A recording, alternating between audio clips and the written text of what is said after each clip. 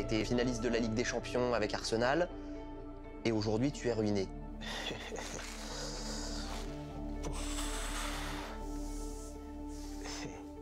Je vous dis la vérité, je vous parle, mais j'ai le cœur qui saigne parce que je ne mérite pas ça. Avec tout ce que j'ai gagné, avec les trophées que j'ai remportés avec Arsenal et Galatasaray. Et aujourd'hui, me voir ainsi, c'est difficile.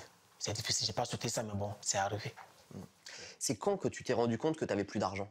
C'est la conséquence de mon divorce. C'est la conséquence de mon divorce. Un jour, moi-même, je suis parti à la banque pour me renseigner. Et c'est là que je me suis rendu compte que il n'y avait plus d'argent sur le compte. Comment tu as réagi à ce moment-là? Ben,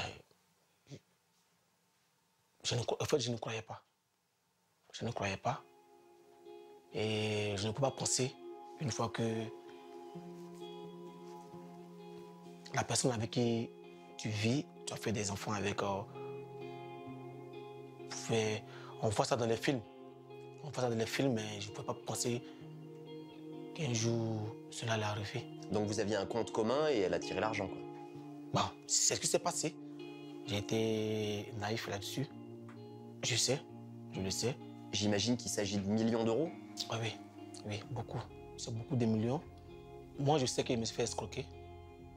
Si, je sais. Mais pour moi, le plus important, c'est de ne pas les récupérer. C'est le sacrifice. Moi, le plus important, c'est de revenir pour montrer aux gens que ce qu'ils pensent, ce n'est pas vrai. Que moi, j'ai encore le talent, j'ai la rage. J'ai la rage de revenir sur le terrain. Même si tu me trouves un club à Bagdad ou bien au Pakistan, je vais aller parce que moi, j'ai envie de jouer. 11 ans à Arsenal, Galatasaray, et on te voit aujourd'hui vivre dans les paquets, dans les valises, etc. Tu risques d'être expulsé, c'est ça? Oui, je risque. Mais bon, ce qui me fait mal, c'est le fait que j'ai personne auprès de moi. J'ai personne auprès de moi. C'est ça qui me... Tu te sens abandonné? Oui, je me sens abandonné parce que j'étais plus attaché aux enfants. J'étais bien avec ma famille, avec mes enfants. J'étais heureux, j'étais joyeux. Et aujourd'hui, je me retrouve tout seul. Est-ce que le monde du football est solidaire ou est-ce que tu te sens abandonné aussi par le monde du foot? Oui, je me sens... Le football, il est ingrat. Le football, il est ingrat pour... Le football, ce n'est plus le talent. Hein. Ce n'est plus le talent. Le football, maintenant, c'est l'argent, le business. On fait mal. Même, je te jure, hein, tu vois, chez moi, je n'ai pas de télévision. Hein. J'ai décidé de ne pas mettre la télévision chez moi maintenant parce que j'ai mal. Quand je regarde, je vois mes amis jouer. Je suis content pour eux. Mais au fond de moi, je pleure.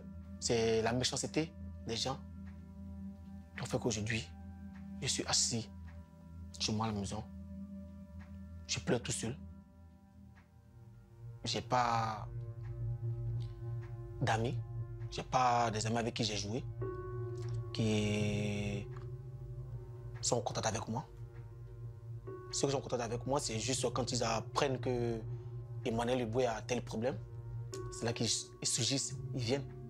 Et moi, ça, j'appelle pas ça l'amitié. T'es descendu très bas. Ouais, c'est ça a été très très dur pour toi. Oui. J'ai connu la dépression. Franchement, j'ai connu la dépression. Des moments où je m'enfermais. Je ne sortais pas.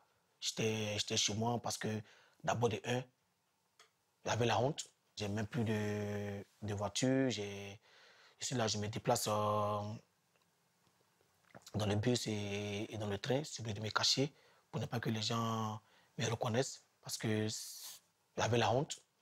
J'avais la honte et des deux.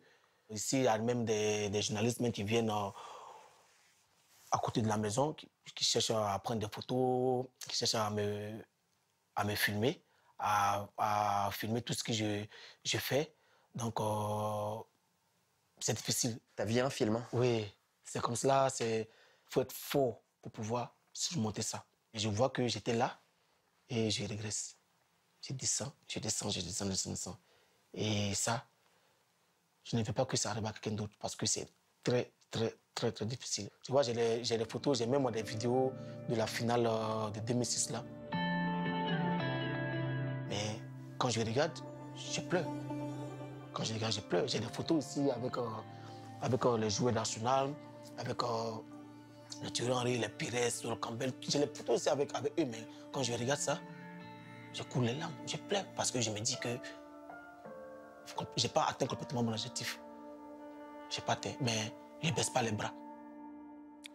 Le témoignage fort et sincère d'Emmanuel Eboué, alors son affaire avec son ex-épouse notamment est encore en cours devant la justice. On le sent un petit peu perdu avec des ambitions de sportifs, de footballeurs qui ne sont pas éteintes alors qu'il a été suspendu un long moment. Mais au-delà de son cas, c'est assez fréquent finalement. On a toujours du mal à comprendre comment des gens qui ont gagné autant d'argent peuvent se retrouver dans un dénuement aussi important.